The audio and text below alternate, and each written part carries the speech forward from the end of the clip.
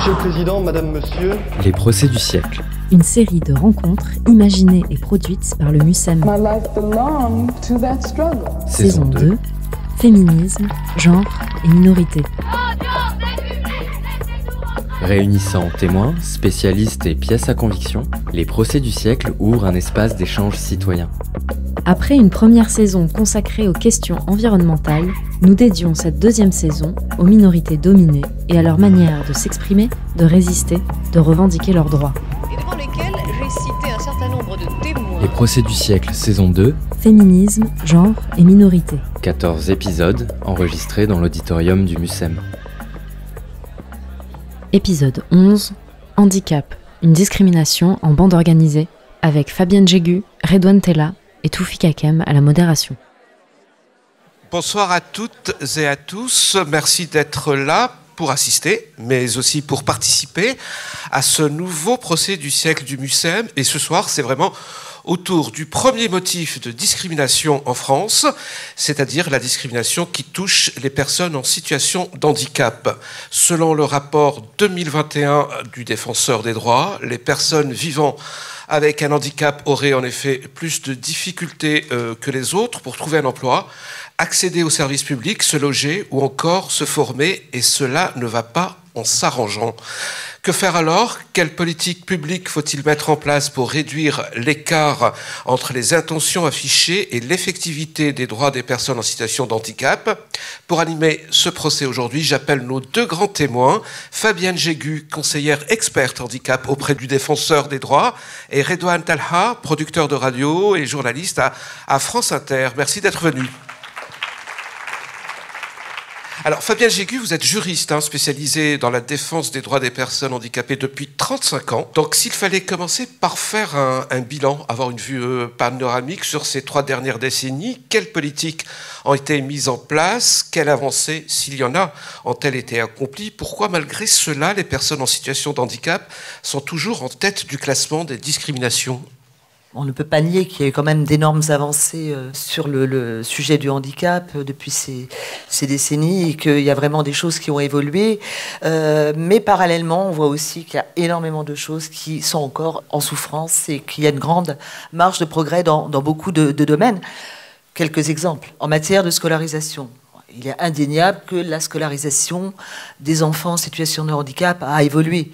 Si je prends les chiffres, par exemple, des enfants scolarisés en milieu ordinaire en 2005, ils étaient de l'ordre de 235 000. Ils sont aujourd'hui 430 000. Donc oui, bien sûr, le constat, il est positif. On a de plus en plus d'enfants handicapés scolarisés en milieu ordinaire. Pour autant, on est quand même obligé aujourd'hui de constater qu'il y a des difficultés. Beaucoup d'enfants ne sont pas du tout scolarisés. C'est-à-dire n'ont absolument aucune solution aujourd'hui. Et parmi les enfants qui sont scolarisés, on a un certain nombre d'enfants aussi qui ne sont scolarisés qu'à temps très partiel. Après, en matière d'accessibilité, la première loi qui a posé une obligation d'accessibilité, que ce soit du cadre bâti, des transports, enfin de tout l'environnement, des lieux de travail, tout ça, c'était en 1975. Presque 50 ans après, le compte n'y est toujours pas. Redouane Tella, vous voulez réagir à ce que vient de dire Mais bien sûr. Fabienne Jégu, oui. Mais pour le coup, moi, je pense que le message est clair. L'espace public n'est pas accessible aux personnes handicapées parce qu'on ne veut pas des personnes handicapées dans l'espace public. Je pense qu'il y a une volonté politique et une volonté sociétale d'exclure les personnes handicapées de l'espace public, véritablement. Il y a plusieurs personnes handicapées qui en parlent. J'ai écrit un livre il y a quelques années sur un athlète malvoyant, Timothée Adolphe, qui le dit très bien. On va en parler. Il dit que pendant des années, on a cherché à l'éloigner des écoles, on a cherché à l'éloigner de l'emploi, parce que je pense qu'on refuse de voir le handicap, on refuse de voir la différence en France. Et c'est aussi pour ça qu'on ne fait rien. C'est parce qu'on considère que le handicap et la différence n'a pas sa place en France. Redouane Tella, je rappelle que vous êtes journaliste, radio, podcast, télé, vous êtes producteur délégué de l'invité de 9h10 de Sonia De Villers sur France Inter. Et en 2019, vous lancez justement ce podcast, Redouane avec un plan d'exclamation, vous parlez de votre hémiplégie. Alors, comment est née l'idée de ce podcast? Est-ce une envie de témoigner, de dénoncer, de partager des expériences? Bref, le moteur ou le défi, c'était quoi? Mais parce que moi j'ai un handicap un peu particulier. C'est un handicap qui se voit mais pas trop. C'est un handicap qu'on peut cacher. Comme des millions de Français d'ailleurs. Il y a des millions de Français qui sont entre le handicap invisible et un poil visible, etc. On est pas mal à être concernés. Et moi, comme pas mal de personnes, j'ai essayé de le cacher pendant des années. Et j'ai essayé de faire en sorte qu'on le voit le moins possible. Et puis, ça s'est fait en plusieurs temps, mais un jour je me suis dit, pourquoi j'ai du mal avec cette partie de mon identité ? J'assume pleinement qui je suis au quotidien, j'assume pleinement avoir grandi à Argenteuil, dans des quartiers, j'assume pleinement mon identité d'arabe en France, mais la partie handicapée de moi-même, ça, je l'assumais pas du tout. J'avais envie de la cacher au maximum. Et je me suis dit, pour le coup, il va falloir me confronter à cela, et c'est pour ça que j'ai eu envie d'en faire un projet médiatique, un projet public, parce que j'avais envie de dire haut et fort, voilà, je suis handicapé, je suis pas le seul, et maintenant, qu'est-ce qu'on fait ? Qu'est-ce qu'on fait à partir de ça ? Et du coup, qu'est-ce que vous avez fait ? Vous êtes allé à la rencontre Moi, en des l'occurrence, gens, vous avez raconté votre j'ai vie. d'abord voulu aller à la rencontre de mon corps. Ouais. J'ai voulu me confronter à ce corps handicapé, avec lequel j'avais beaucoup de mal, parce que quand on fait un travail comme le mien, un travail de bureau, on a tendance à l'oublier et à le cacher. Et donc je me suis dit que j'allais me lancer dans un projet sportif, parce que c'était le meilleur moyen de vivre au quotidien avec ce handicap. Donc je me suis lancé dans le projet de courir un marathon. Un défi. Un projet qui n'est toujours pas terminé, un défi. Et l'idée, c'était vraiment au quotidien de me confronter à ce handicap et à me dire pourquoi il me dérange tant. Et encore aujourd'hui, j'ai pas trouvé la réponse, mais je pense que c'est parce que dans notre regard à tous et à toutes, il y a des choses qui ne vont pas. Et je pense que dans mon regard sur mon propre corps, il y a des choses qui n'allaient pas. Je pense que je suis le pur produit de mon environnement là-dessus. Et depuis ce podcast, qu'est-ce qui a changé ? Est-ce que quelque chose a évolué, que ce soit la perception que vous avez de vous-même ou des autres ou de la société ? Déjà vachement, je m'assume beaucoup plus, mais je m'assume beaucoup plus parce que j'ai eu des retours de personnes concernées, de personnes handicapées ou de proches de personnes handicapées qui m'ont fait beaucoup de bien, qui m'ont dit qu'eux aussi étaient confrontés à ce type de difficultés, qui eux aussi avaient du mal. Et puis je me suis aussi rendu compte que moi, pour le coup, j'avais plutôt bien géré cette partie-là de moi-même. J'avais fait abstraction de tout ça, j'en avais pas fait un problème au quotidien, alors qu'il y a des personnes qui ont exactement mon handicap, qui sont beaucoup plus invalidées que moi par ce handicap. Moi, je l'avais plutôt bien géré, donc j'avais en réalité de la chance. Bien géré, c'est-à-dire au lycée, pour vos études, pour travailler, puisque vous avez travaillé pour payer votre école de journalisme. Et puis vis-à-vis du regard des autres aussi, je l'ai bien géré, j'ai réussi à le faire oublier petit à petit. J'ai réussi à être moi-même, à défendre ma singularité, à être Redouane, d'où le titre du podcast, et pas la personne handicapée. Parce que c'est notre crainte à tous, c'est d'être vu comme une personne handicapée, c'est d'être qualifié de personne handicapée. Sauf qu'on n'est pas que ça. Alors, chacun de vous est venu avec des pièces à conviction. On va commencer par votre pièce à conviction, Redouane Talha. J'aime beaucoup cette phrase. Vous allez traduire, hein, ouais. Sylvander. La phrase, c'est « Je suis peut-être aveugle, mais... » On pourrait le traduire comme ça, « Mais Dieu merci, je suis pas noir. » C'est une phrase de Stevie Wonder, de 96. Cette phrase, je la trouve géniale, parce que c'est un des avantages du handicap. C'est que parfois on me voit comme un handicapé et pas comme un arabe.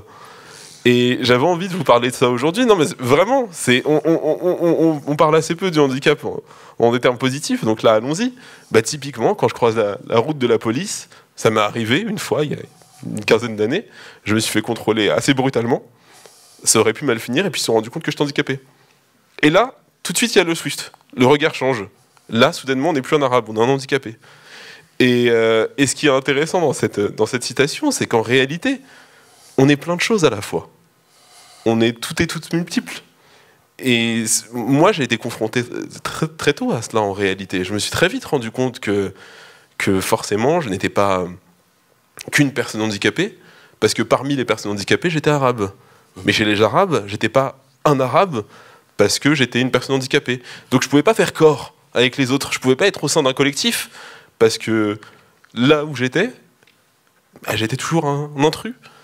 Et c'est ce qui m'a renforcé, c'est ce qui a renforcé mon caractère. Et cette phrase, elle est géniale. Et ça vous étonne pas, les chiffres du défenseur des droits qui dit que les personnes vivant avec un handicap sont les plus discriminées, c'est-à-dire avant même la maladie, avant même l'origine Mais non, parce que réfléchissez autour de vous, vous le voyez où le handicap ? Vous le voyez où le handicap au quotidien ? Il est totalement absent. On estime, là je parle sous ton contrôle. On estime qu'il y a à peu près 14% de la population française qui est concernée par le handicap. Comment ça se passe Oui, alors pour expliquer peut-être un petit peu ce qu'est, vous me permettez, l'institution du défenseur des droits. Donc c'est une institution qui existe depuis 2011, qui est une institution de la République française, qui est d'ailleurs inscrite dans la Constitution. C'est une autorité administrative indépendante et qui a plusieurs missions, parmi lesquelles la mission de lutte contre les discriminations et la promotion de l'égalité. On reçoit des réclamations, donc les personnes qui s'estiment soit victimes de discrimination, soit qui ont des problèmes de relations usagers-services public, soit en termes d'atteinte aux droits de l'enfant, déontologie de la sécurité ou encore les lanceurs d'alerte peuvent nous saisir. Bon, tout ça, ça représente des réclamations qui sont à peu près en 2021 de l'ordre de 115 000. Donc, vous voyez, c'est un volume important. Et sur ces 115 000 réclamations, 7 000 concernent les discriminations. Et sur les 7 000 ? Et sur les 7 000, on a 20% de ces 7000 réclamations qui concernent le handicap. C'est, comme vous l'avez rappelé, le premier motif de saisine du défenseur des droits en matière de discrimination. Est-ce qu'à un certain moment de votre vie, vous avez eu envie justement de vous plaindre ou de vous retourner vers une institution comme celle du défenseur des droits ? C'est pas dans mon caractère. D'ailleurs, pour la petite anecdote, pendant des années, j'ai refusé d'être reconnu officiellement comme personne handicapée. J'ai mis plus de 20 ans à m'inscrire à la maison départementale du handicap. J'ai pas voulu faire les démarches. Mais à certains moments, notamment on en parlait tout à l'heure, c'est drôle, face à une bureaucratie complètement folle, parce que toutes les personnes handicapées, je sais pas s'il y en a beaucoup dans la salle, mais toutes les personnes handicapées, quand on a des besoins, sont confrontées à une bureaucratie qui est lourde, et qui parfois est incompréhensible, et ben dans ces moments-là, on a eu envie, moi j'ai eu envie en tout cas, de saisir le défenseur des droits, vraiment. Je suis content qu'il y ait de plus en plus de textes, qu'on se mette autour d'une table et qu'on réfléchisse, etc. Et puis à un moment donné, il faut agir. En 2012, il y a eu les Jeux Olympiques à Londres, et la ville a vraiment changé, grâce aux Jeux paralympiques notamment. Elle est devenue beaucoup plus accessible. Dans un an, il y a les Jeux à Paris. Vraiment, je ne sais pas si vous êtes passé par Paris ces derniers temps, la ville n'a pas changé de ce point de vue-là. Concrètement, si j'étais en fauteuil ce matin, en partant de Paris, j'aurais pas pu venir ici aujourd'hui. Vraiment pas. La ville n'est pas accessible aux personnes handicapées. Donc bon, j'avais bon espoir. Je me suis dit, assez naïvement, que les Jeux allaient permettre de changer pas mal de choses, et même les Jeux ne permettent pas d'avancer. Fabienne Jébu, vous comprenez le point de vue de... Je le partage d'autant plus qu'effectivement, je pense qu'on aura probablement les structures là, qui vont... les structures neuves qui ont été créées spécifiquement pour les Jeux Olympiques, qui vont être parfaitement accessibles. Tout du moins, on l'espère. Mais bon, voilà, on a bon espoir que ça fonctionne. En réalité, derrière, oui, comme l'a signalé Redouane à l'instant, c'est le problème de l'accès à... L'accessibilité, c'est un cheminement. En fait, il ne faut pas de rupture. On a des bus qui sont avec des palettes qui peuvent se baisser, mais derrière, on a un problème de niveau de trottoir qui n'est pas à la bonne hauteur. Ça, c'est pas la même réglementation, enfin, c'est pas les mêmes interlocuteurs. J'entendais l'autre jour une représentante de la mairie de Paris qui expliquait que oui, ils allaient mettre en place tout un dispositif de transport à la demande, enfin, voilà, de personnes de transport de substitution, des personnes qui vont pouvoir des navettes, voilà. Et puis la navette exclut, une fois de plus. La personne handicapée, elle a peut-être envie de faire des rencontres dans le métro, je sais pas, d'un peu de romantisme, mais la navette, elle exclut. Mais de toute manière, on ne propose que des solutions de compensation qui ne font que renforcer l'isolement des personnes handicapées. Notamment, il y a plein de municipalités qui proposent la livraison à domicile, en disant, on sait que vous ne pouvez pas vous permettre de vous déplacer pour faire vos courses, et nous, on vous propose la livraison à domicile. Mais la livraison à domicile, ça veut dire quoi ? Ça veut dire que les personnes handicapées doivent rester chez eux, cachées ? Encore une fois, et je vous le répète, réfléchissez bien. Aujourd'hui, est-ce que vous avez vu ne serait-ce qu'une personne qui porte un handicap visible ? Il n'y en a pas dans l'espace public. C'est un vrai problème. Le verdict est assez dur. Il dit que la société n'est pas prête, alors que j'avais l'impression, moi, que la société devenait de plus en plus inclusive. Qu'en est-il, Fabienne Jégu? Je pense qu'on est à mi-chemin, là, en fait. Je ne serais peut-être pas aussi, aussi dure, aussi radicale. Et pourtant, les exemples sont concrets, y compris avec Londres. Hein. Mais alors moi, c'est vrai que nous, chez les défenseurs des droits, comme on le dit souvent, on ne voit que les trains qui arrivent en retard. Hein. Quand tout va bien, on ne nous saisit pas. Donc c'est vrai qu'on a le regard un peu biaisé. Mais c'est quelque chose, c'est une approche médicale qu'on a du handicap. Hein. Bien sûr. Voilà, la personne handicapée est une personne, c'est un objet de soin. C'est pas un objet de droit, c'est pas un sujet de droit, pardon, c'est un objet de soin. Et par conséquent, on est vraiment dans cette approche de la compensation. Encore une fois, comme l'a très bien expliqué Redouane. Compensation et compassion. Oui, alors ça, voilà. La compassion, ça va avec, d'une certaine manière. On n'est pas dans quelque chose où on va avoir comme objectif que les personnes aient effectivement accès à leurs droits. On est dans quelque chose, on va donner à la personne une compensation qui ne sera pas à hauteur évidemment de ses besoins, et puis voilà, on aura fait sa BA au titre de la solidarité nationale, et puis ça suffira. Et on n'a pas changé de logiciel ou ça Non, c'est très la preuve, on parlait de l'accessibilité, le premier obstacle pour l'effectivité des droits, c'est l'accessibilité. Comment parler d'effectivité des droits si l'environnement, si la société n'est pas accessible? Alors quand on parle d'accessibilité, on a beaucoup parlé d'accessibilité, encore une fois, physique, y compris numérique, tout ça. Il y a aussi l'accessibilité, les barrières comportementales, la manière dont les personnes perçoivent le handicap, la perception du handicap. Vous le disiez à l'instant, la compassion, la condescendance, ou alors il faut que la personne soit une personne exceptionnelle. On n'arrive pas à parler d'une personne handicapée comme une personne normale, j'allais dire, enfin, quand vous comprenez ce que je veux dire quand je dis normal, c'est-à-dire en fait une personne, tout simplement, avec ses qualités, ses défauts. Mais moi, je vais me permettre de vous donner un exemple très concret. J'ai eu un oncle qui a eu le handicap le plus visible possible, j'ai eu un oncle trisomique. Et je me baladais souvent avec lui, et à chaque fois que je me baladais avec lui, il y avait deux réactions. La première réaction, on détourne le regard. On ne veut pas voir. Je trouve que cette réaction, elle est assez symptomatique de la société française. Et puis l'autre réaction, c'était un regard de compassion, mais cruel, qui me disait, ou nous disait, quand on était plusieurs, « Oh, vous êtes courageux, tenez bon, c'est dur, etc. » Alors que nous, on kiffait notre vie avec lui. Et à aucun moment, il y a des gens qui se sont peut-être dit, bah, nous, on est heureux, on est bien. Mais non, on ne voyait que la difficulté, la complexité de la chose. Vraiment. Merci Redouane. Là, on passe aux témoignages, les premiers témoins. Donc, j'appelle à la barre deux témoins, deux jeunes femmes qui ont participé donc hier à l'atelier de la commission d'enquête qui prépare justement les interventions d'aujourd'hui. Donc, j'appelle nos deux grands témoins. Bonsoir. Un petit mot préliminaire pour préciser justement que les prises de parole qui sont présentées lors des procès du siècle sont issues d'un travail collectif en atelier, auquel vous êtes toutes et toutes parfaitement bienvenues, qui s'appelle la commission d'enquête et qui se tient tous les dimanches. Hier donc, nous nous sommes réunis, quelques-unes et quelques-uns, pour ouvrir ensemble le sujet débattu ce soir et préparer des témoignages au croisement de la fiction et de la réalité. Bonsoir, je suis Jenny Love. Hier, j'ai participé à la commission d'enquête. Et ce soir, devant vous, je serai Rayzane, d'une trentaine d'années.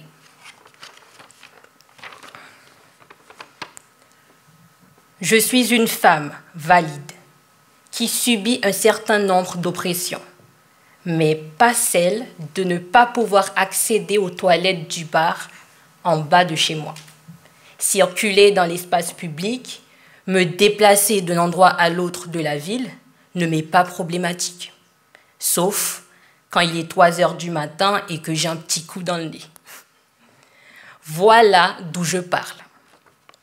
Je me différencie donc d'une personne qui ne peut pas marcher avec ses jambes, entendre avec ses oreilles, parler avec sa bouche, se concentrer avec sa tête.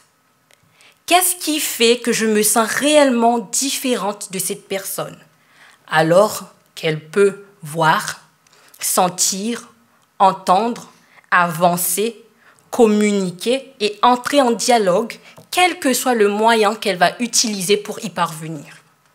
Ce qui va faire exister cette différence est le fait qu'elle ne pourra peut-être pas toujours aller aussi vite que moi, parler aussi distinctement que moi, réagir de la même façon que moi, être aussi efficace que moi.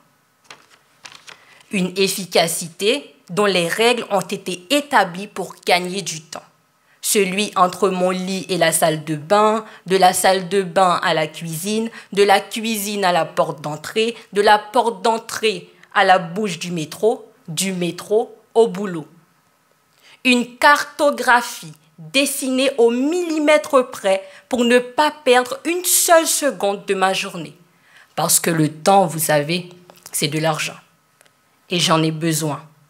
Je veux donc que ça aille vite. Alors, pourquoi je me sens mal à l'aise quand je vois une personne qui ne fait pas les choses de la même manière que moi? Pourquoi je me sens obligée de l'aider? Mais est-ce que j'ai vraiment envie de l'aider? Alors qu'elle risquerait de me ralentir. J'ai besoin d'être efficace. Je ne peux pas non plus penser à elle. Même si, j'avoue, je suis un peu fatiguée. Bon, d'accord, je suis aussi débordée. Au bord de l'implosion, en pleine dépression. Peut-être que je dois ralentir. Après tout, cela ne m'engage pas à grand-chose de lever un peu le pied. Prendre le temps de regarder avec ma bouche, écouter avec mon nez, marcher avec ma tête, parler avec mes yeux, me concentrer avec mes pieds. Je vais aller lui demander comment on fait. Peut-être qu'elle pourra m'aider. Merci.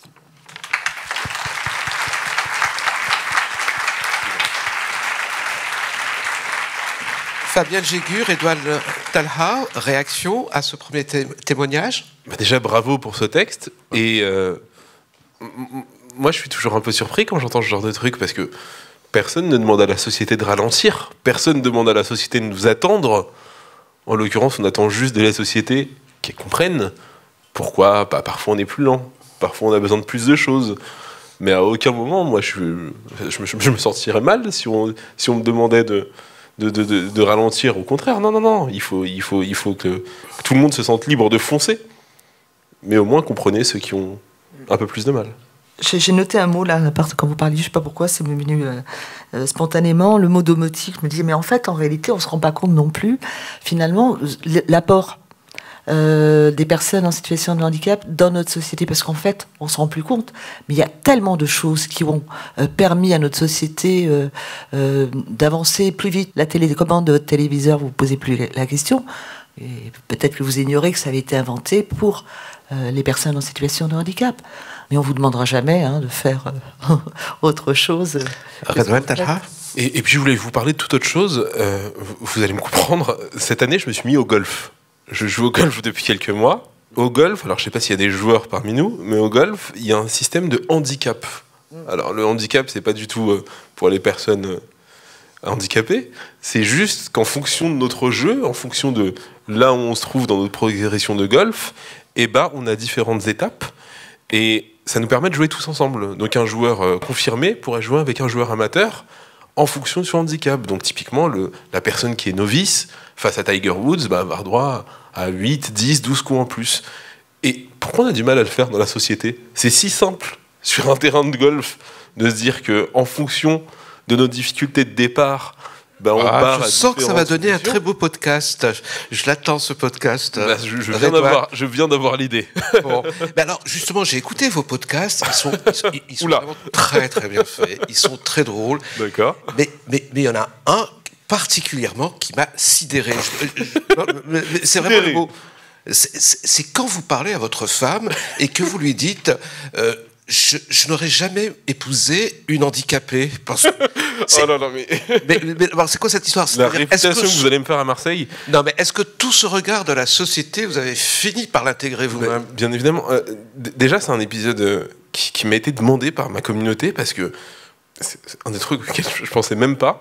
Quand j'ai commencé le podcast, bien évidemment, c'était un podcast où je racontais ma vie. Donc dans ma vie, il y a ma femme. Et il y a pas mal d'auditeurs handicapés qui ont été surpris qu'on pouvait avoir une vie de couple. J'ai trouvé ça hyper curieux. Moi, je m'étais jamais posé la question. Ils m'ont dit, ah mais quand même, t'es une femme, c'est dingue et tout. Je dis, mais ça va pas la tête. On n'est pas handicapé socialement, donc tout va bien à ce niveau-là. Et je me suis rendu compte à quel point on s'empêchait. Et je me suis dit que ce serait drôle d'en faire un épisode, et puis je voulais avoir son ressenti sur mon handicap. Et au fil de la discussion, je lui ai dit que très sincèrement, moi... Oh, pas au fil de la discussion, dès le début. C'est vrai. Mais très sincèrement, j'aurais pas eu envie de m'embêter avec un handicap. Parce que... c'est peut-être parce que je suis concerné, je le sais mieux que personne. Mais au quotidien, c'est emmerdant. C'est aussi emmerdant pour elle. C'est un choix qu'on fait de se mettre avec une personne handicapée. Pas facile à porter. Parce que... typiquement, moi, il y a plein de choses dont je suis incapable de faire. Je perds énormément de temps sur certaines tâches du quotidien.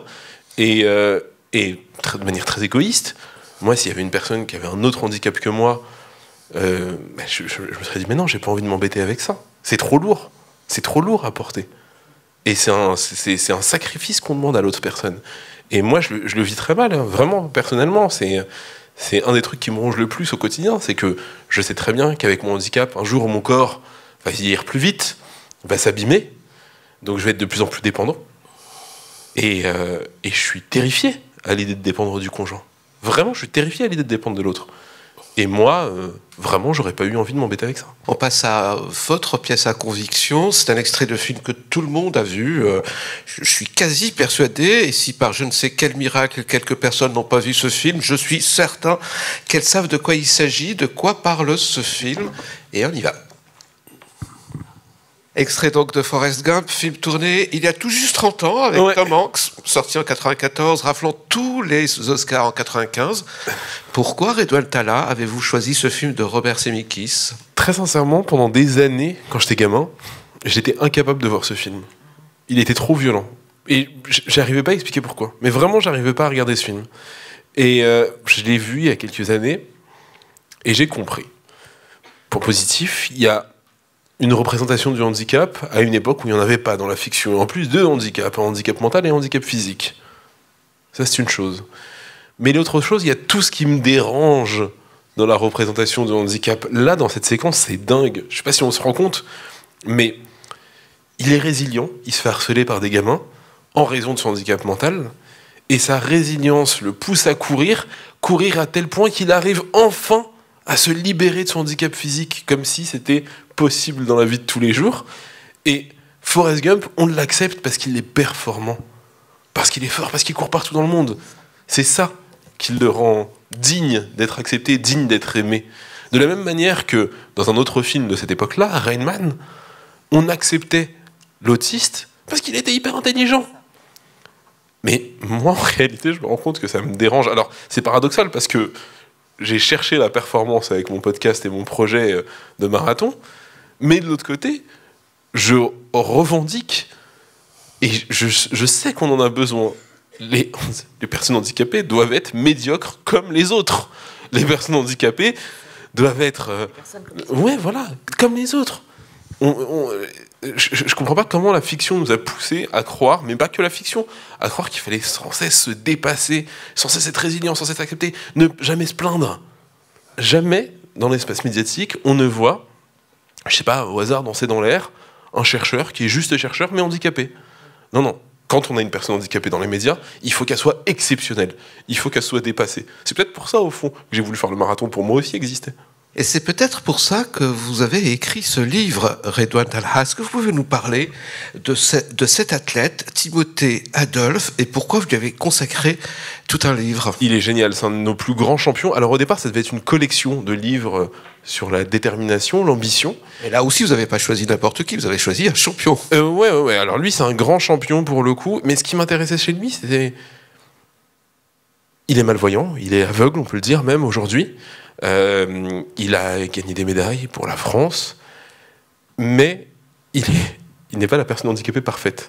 Je m'explique. Mais même moi, hein, parce que j'ai un regard validiste. Alors je ne sais pas si tout le monde comprend le terme validiste. Non. Validisme, c'est ce que la société nous pousse. C'est le regard des valides sur les personnes handicapées, pour le faire grossièrement. Et moi, je me disais, les personnes handicapées, notamment les malvoyants, ils sont sympas. Pour moi, la personne aveugle, c'était Gilbert Montagnier, Stevie Wonder, souriant au piano. Et lui, c'est un connard. Vraiment, il est méchant. Moi, je l'ai rencontré, c'est un vrai champion. Il a la niaque. Et il se comporte mal avec ses guides. Donc, il a besoin de guides pour courir. Ils sont attachés. Il se comporte mal avec ses guides. C'est un salaud, c'est un leader. Mais comme plein d'autres athlètes valides. Et c'est ce qui me l'a rendu attachant. Je me suis dit, ah bah c'est possible en réalité de ne pas correspondre à l'image parfaite, de ne pas être le gentil handicapé. Parce que ça aussi, c'est une injonction. Hein. Il faut être gentil quand on est handicapé. Bah non, lui, il ne l'est pas. Il le revendique. Une autre pièce à conviction pour poursuivre notre débat. Et cette fois, c'est une pièce du musée, une pièce de la collection du MUCEM. Et pour nous en parler, j'appelle à la barre Justine Bobot, conservatrice du patrimoine, responsable du pôle sport et santé au MUCEM. Bonjour, Justine. Bonjour. Alors... Et je lève le suspense sur ce enfin, fantôme blanc. Depuis tout à l'heure, tout le monde essaye de deviner ce qu'il y a derrière et vous allez nous montrer cette pièce à conviction. Alors, cette pièce à conviction étrange que je vous ai ramenée, c'est ce qu'on appelle, c'est une sculpture, un objet hybride qu'on a appelé l'homme-éléphant. Et vous le voyez, je pense que cette sculpture ou cet objet, il est composé d'une tête humaine, et puis d'un corps d'éléphant, les deux étant un petit peu disparates, disproportionnés. Et cet objet, il a été utilisé au XIXe siècle par un cirque français, le cirque Landry, avant de rentrer dans les collections du MUCEM en 1969, avec toute une série d'objets forains, puisque le MUCEM conserve une très importante collection sur le cirque et le monde forain. Et à quoi sert cet objet ? Alors, vaste question. Alors, c'est un objet assez spécial, utilisé dans un contexte forain, dans ce qu'on appelle un entresort. Alors, c'est pas une histoire de sortilège, c'est vraiment une baraque foraine dans laquelle l'entrée et la sortie sont distinctes, de manière à ce que, quand les gens sortent, ils ne croisent pas ceux qui rentrent. Là, vous aviez un battleur qui incitait les spectateurs à venir voir un homme-éléphant. J'ai choisi cette pièce parce qu'elle témoigne d'une fascination populaire, presque morbide à vrai dire, pour l'anormalité ou pour l'exotisme. Cette fascination, elle est exploitée dans l'industrie du spectacle, dans l'industrie du cirque, qui se développe véritablement au XIXe siècle, avec la naissance de cette industrie des loisirs qu'on connaît tous. Alors cette altérité, elle se manifeste dans un premier temps à travers les animaux exotiques. Ici, vous n'avez pas un homme-chien, vous avez un homme-éléphant. Et à vrai dire, ce n'est pas tout à fait anecdotique, puisque dans une industrie du spectacle qui exploite l'autre, l'animal exotique, comme le crocodile ou l'éléphant, c'est véritablement cette figure exotique, cette figure d'altérité, cette figure du monde sauvage.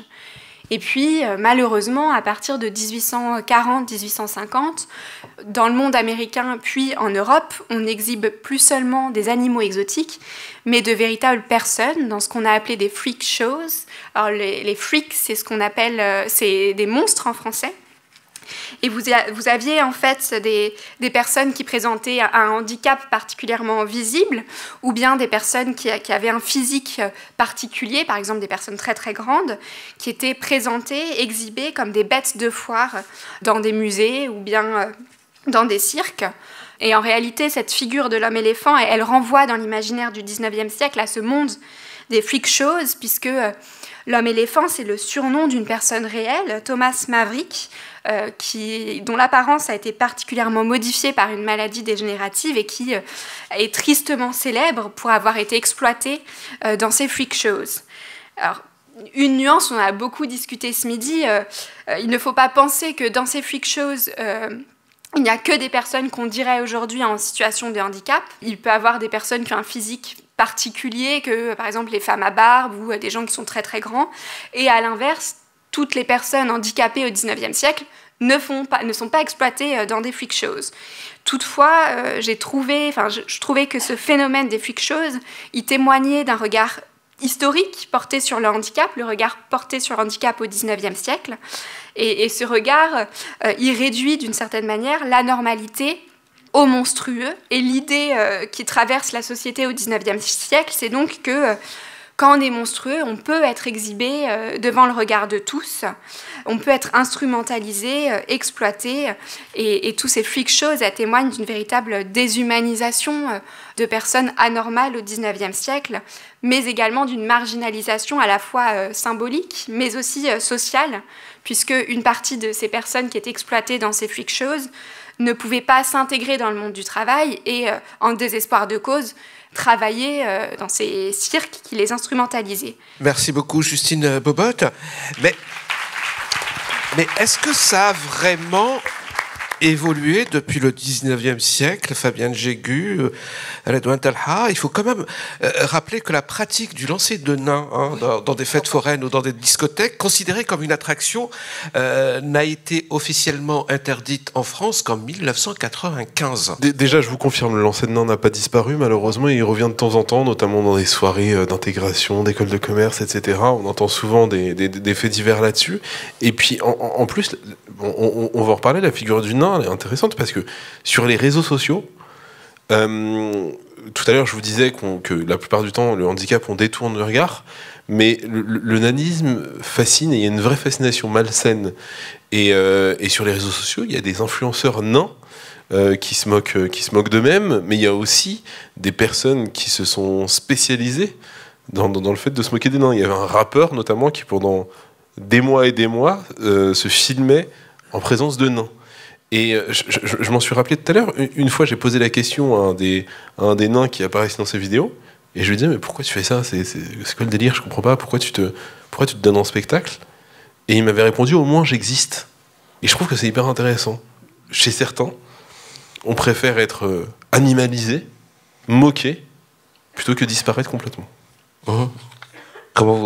Quelle conclusion vous en tirez? C'est la dictature de paraître à n'importe quel prix. En tout cas, m'interroge parce que pour le coup, ça répond à une détresse de... On n'existe pas dans l'espace médiatique, on n'existe pas dans l'espace public.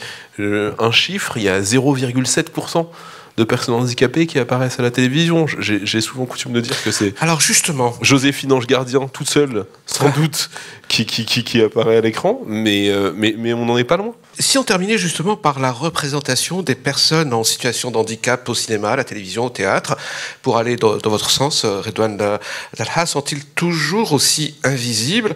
Alors là, on va voir un autre film que tout le monde connaît, un extrait d'un film français qui a été vu au cinéma par près de 20 millions de spectateurs. C'est un des films les plus rentables de l'industrie du cinéma français depuis le début. Extrait du film Intouchable, réalisé par Olivier Nakache et Éric Toledano, sorti en 2011. Ça a été un grand succès. Comment vous l'avez vu, ce film? Comment vous... J'en parlais, ouais. Je vais commenter ta pièce à conviction, mais moi j'ai adoré ce film, parce qu'en fait j'adore le rapport entre ces deux personnes. En réalité, pourquoi ça fonctionne? Parce qu'en fait, il n'en fait pas une personne handicapée, en fait c'est une personne comme une autre, il le traite normalement, on en parlait tout à l'heure. C'est ça qui en fait, et cette chimie qui existe entre les deux, c'est... Voilà, on voit que cette complicité, le handicap, il n'existe pas dans leur relation. Ou même, il sait en parler de façon tellement... Enfin voilà, c'est plus un sujet. Et ça fait du bien. Je crois que c'est pour ça que beaucoup de monde sont allés voir ce film, l'ont acclamé, l'ont applaudi. On n'est pas dans le pathos aussi, ça fait du bien. Mais je pense qu'on ne l'a même pas vu comme un film sur une personne handicapée ou comme un film sur un jeune noir de cité. On l'a vu comme un buddy movie, c'est un film de potes. Et une bonne comédie de potes, ça faisait longtemps qu'on n'avait pas eu en France. Et vraiment, au final, on finit par oublier à la fois que Omar est noir et que Cluzet dans ce film est en fauteuil. C'est bien, non? C'est ça. Oui, c'est l'objectif. Donc ça reste positif. Il y a quand même encore quelques signaux positifs, non? On n'en fait ni un tabou ni un sujet dans ce film. Ouais, c'est ultra positif. Non, mais de toute manière, la représentation des personnes handicapées, quand même, entre de Rain Man à Intouchable, a un peu changé. Et encore heureux. Est-ce que ça change les mentalités de la société? Ce genre de film, oui. Après, c'est vrai que je repense à Rain Man, mais parce que effectivement, l'autisme, à chaque fois qu'on en parle, on parle toujours de l'autisme Asperger. En fait, il y a différentes formes d'autisme, mais en réalité, moi, je vois aussi des parents qui ont des enfants autistes avec des autismes très sévères. Chaque personne, des fois avec le même handicap, est concerné différemment, vit les choses différemment. Et je crois que c'est très important de voir une personne, et pas justement considérer que toutes les personnes aveugles vivent la même chose parce qu'elles sont aveugles. Encore, c'est la personne est née avec un handicap, elle a été aveugle de naissance, elle le vivra différemment d'une personne qui sera concernée par la cécité en cours de vie. Pour tous les handicaps, c'est comme ça. Chacun le vit différemment. Redouane le vit à sa façon aussi, avec son expérience, son autonomie, son parcours de vie. Et moi, je vais juste vous conseiller un autre film de Toledano et Nakache, vu qu'on parle de handicap, c'est Hors Norme. Bien sûr. Dans Hors Norme, on parle justement de l'autisme quand ça va pas. L'autisme qui n'est pas pris en charge, qui face à des parents qui sont en détresse totale. Moi, j'ai trouvé que c'était un très beau film sur l'autisme, parce que justement, on ne se ment pas, on ne se cache pas. Il y a des réelles difficultés, mais malgré tout, on essaye d'avancer, on essaye d'y arriver. Donc, ce sont quelques signes quand même au cinéma, dans le milieu de la mode, dans la chanson. On a l'impression qu'il se passe quelque chose. C'est le début, peut-être. Mais on rattrape un retard colossal. Colossal. On se rend pas compte. Je reprends l'exemple des Jeux Olympiques de Londres. Aux Jeux Paralympiques, les stades étaient pleins et les Jeux étaient diffusés sur Channel 4, sur la BBC, etc. C'était un événement national. Mais les audiences ont été très bonnes en France. Et les audiences étaient très bonnes en France. Parce que c'était des Jeux exceptionnels. Là, en France, on va voir ce que va donner les Jeux Paralympiques, mais ces derniers Jeux, ils étaient à peine diffusés à la télévision française. On connaît à peine nos athlètes paralympiques. C'est pire que le sport féminin. Et pourtant, Dieu sait que c'est pas facile. Pour le sport féminin. Et vraiment, on part de très très très très loin. Très très très très loin. On est à 3 représentations positives du handicap dans toute l'histoire du cinéma. C'est trop peu. Allez, avant d'ouvrir le débat, j'appelle à la barre notre dernier témoin de la commission d'enquête. Alors, bonsoir à tous. Je m'appelle Kaina. Et ce soir, je serai moi-même venue vous parler de mon expérience avec l'handicap. Donc en fait, nous avons tous cette idée en tête. Cela n'arrive qu'aux autres. Moi, par exemple, j'avais jamais eu d'handicap moteur, mais un jour va changer ma vie. Le 30 septembre 2021, il est 17h, et je traverse la route pour rentrer chez moi. Le rétroviseur de la voiture percute complètement ma joue. Blackout total, je suis en sang et j'ai une douleur atroce au pied. On me transporte à l'hôpital et on m'annonce une fracture. Je me dis innocemment ça va passer vite. Grossière erreur. Durant ces longs mois, je ne pouvais plus faire les choses comme avant. J'étais alitée tout le temps. J'appelais mes parents si j'avais faim, si j'avais soif, même pour faire mes besoins et prendre ma douche. C'était horrible, j'étais ultra dépendante. Je n'allais plus à la faculté, je ne sortais plus, j'avais plus de relations sociales, je n'avais plus de projet, j'avais plus d'autonomie. Et puis, on m'a prescrit un fauteuil roulant. Quand j'étais en fauteuil roulant, j'ai senti les regards sur moi. J'ai senti que j'étais la personne différente. Moi qui n'avais pas de voiture, qu'est-ce que c'était difficile. Il n'y avait que des marches partout où j'allais. J'avais l'impression que je ne pouvais plus rien faire. Je devais toujours appeler l'ambulance. Les ambulanciers me transportaient systématiquement. Je me sentais comme un poids. Même les ambulanciers, je me rappelle, se disaient « Non mais, sérieux, dans cet hôpital, il y a encore des marches ?» Avant de vivre tout ça, je ne pensais pas que la société était aussi inadaptée. Et je l'avoue, je faisais partie de ces personnes qui disaient qu'on faisait assez pour l'handicap. Je suis restée alitée, grabataire, pendant 6 mois. 6 mois de convalescence. 6 mois en étant totalement inapte. 6 mois face à cette société qui m'a fait comprendre que je ne pouvais plus rien apporter. Je pensais très sincèrement que j'allais plus remarcher. Mon monde s'est écroulé. Je suis tombée en dépression et j'ai développé un stress post-traumatique. Puis, la faculté m'a refusée et je me suis demandé, mais avec cet handicap, qu'est-ce que je vais devenir ? Vais-je toujours être dépendante ? Est-ce que cela veut dire que je ne pourrai plus faire les choses que j'aime ? 1 an plus tard, j'ai réussi à marcher correctement. Aujourd'hui, à 23 ans, je me retrouve avec plus rien. Mais ces 6 mois à être inapte m'ont appris à quel point c'était incroyable de marcher, d'être autonome. Vous vous souvenez de l'expérience de pensée que je vous ai dit tout à l'heure ? J'étais comme vous. Moi, Kaina, vivre tout ça, jamais de la vie. Sans forcément être handicapés, nous devons comprendre que les personnes en situation de handicap vivent encore des discriminations quotidiennes. Alors, doit-on vraiment subir le handicap pour vraiment le comprendre? Je vous remercie. Merci.